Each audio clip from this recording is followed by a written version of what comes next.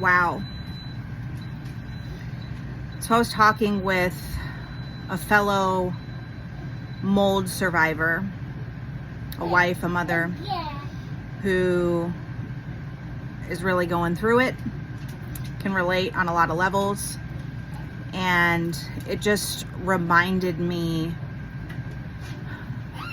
of the strain this has had on marriage. Any chronic illness, autoimmune disease, mast cell, illnesses that you really can't get a test for and them say this is what's wrong, seem to put a lot of stress on relationships. Even sickness and disease that you can put a label on and test for puts a lot of stress. But I feel like in particular mold has this stigma because a lot of times people don't believe you, or they at least don't believe that it can make you as sick as it makes you, and the symptoms are so different from person to person, and it's just a scary, very draining thing. But anyway, I was chatting about changing mindset and how that affects healing and how it affects our relationships. And we came to this point in the conversation where I was talking about my husband and I and our personal experience and just some of the conflicts that arose and how we handled them. And I was absolutely floored what God did with this, because I'm real big on God giving us experiences that He knows if we let Him refine us, change us, He will help use those experiences to help and refine others. So I was just thinking about how far we've come in our marriage, in particular this last year. Because guys, my husband became somebody I didn't even really recognize a year ago, and it was one of the scariest things that I've ever experienced. And I'm convinced that mold has a dark spiritual side, and there's a lot of people who are going to see this and think that sounds absolutely insane. But if you've not experienced it and witnessed someone change from it, then you're not going to understand it or perceive it like people who have been through it. So, long story short, it put a very big strain on our marriage. Very big strain. We had been through several traumatic events leading up to finding out we were living in a moldy house as well. And that trauma and stress really just exacerbated everything and the difficulties in our marriage. I'm being very transparent here. I don't feel like we were ever on the verge of divorce, just because that's something we don't really believe in, especially on the grounds that we were standing on and facing. And we never stopped loving each other. We just forgot how to express that love because we were so consumed with being sick, having little kids, being stressed out constantly, not really knowing why, but our nervous systems were constantly on high alert while living in mold. And just Greg in particular felt really lousy all the time. So we just didn't have a whole lot of time to dedicate to our marriage and healing that. But what I've noticed today, as I was talking someone else through this, is that we don't really have more time right now than we did a year ago. We utilize the time that we do have differently, and we have completely allowed God to help us shift our mindset. If you're constantly thinking about negativity, if you're constantly thinking about what the other person is doing wrong rather than focusing on the things that they do right, it is so destructive. And when we are sick and feeling lousy, it is so much easier to focus on what's negative, or at least we are so much more drawn to the negativity.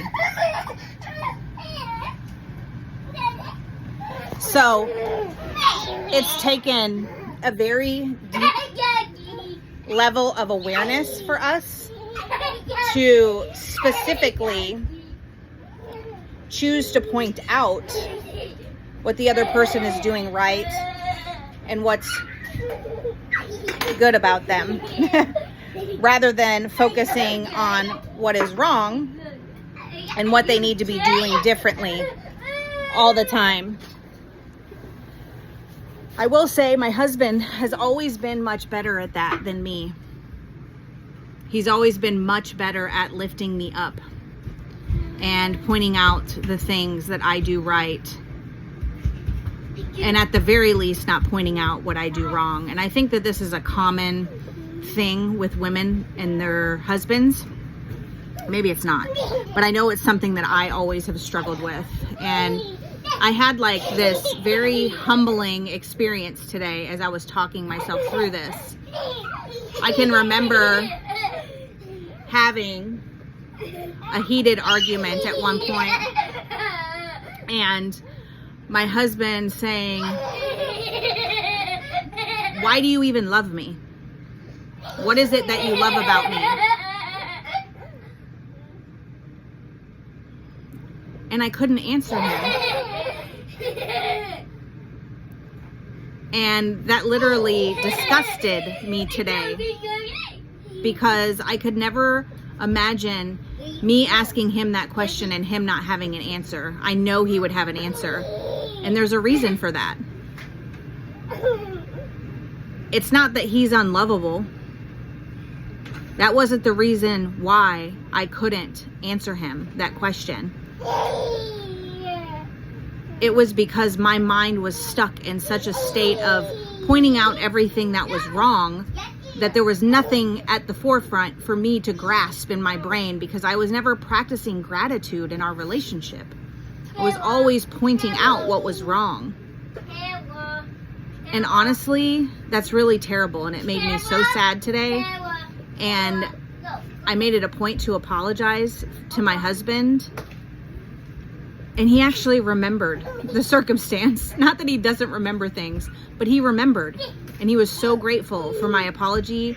And then I also followed it up with many things that he does really well as a husband and a father. I literally wept over this experience because it was so humbling to realize that I have a husband that is so full of grace and who's forgiven me for things that I never apologized for being incredibly hard on him through this.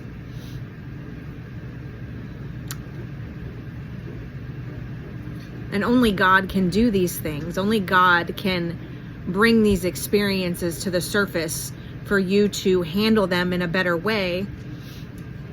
Acknowledge your part. Apologize, whatever it is that you need to do. And realize that there's a whole lot that you can focus on with yourself rather than always looking at everybody else and telling them what they need to do different. And my goodness, I was able to feel that, cry about it, let it go, apologize, and it just felt really, really good because it was the right thing to do. So if you're going through an experience, whether it be mold, some kind of chronic illness, autoimmune disease, and your marriage is really tense and high stress, just know with some work, some acknowledgement on your part of how you can contribute better rather than constantly pointing the finger at the other person, and just realizing that there's room for improvement on both sides. And if you can shift your thinking into positive rather than always pointing the negative. This takes effort at first. It really does. Most of us are naturally especially when you're sick, prone to focus on negativity. So this takes effort at first, and it starts to become more natural. And I can honestly say, in particular, these last 6 months, my marriage has strengthened on a level that I didn't really know that it needed. And it's been really amazing to see. And I've been able to stand back and look at my marriage and God bringing Greg and I together, and how he's used our relationship to really refine us and change us and make us more like Jesus.